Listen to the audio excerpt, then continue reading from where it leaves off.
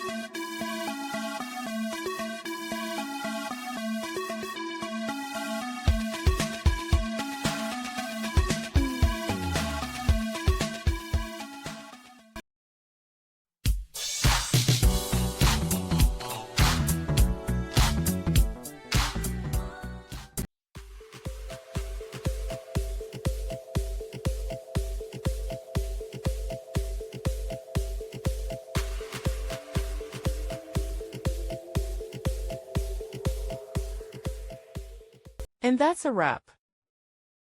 I hope you found the answer you were looking for.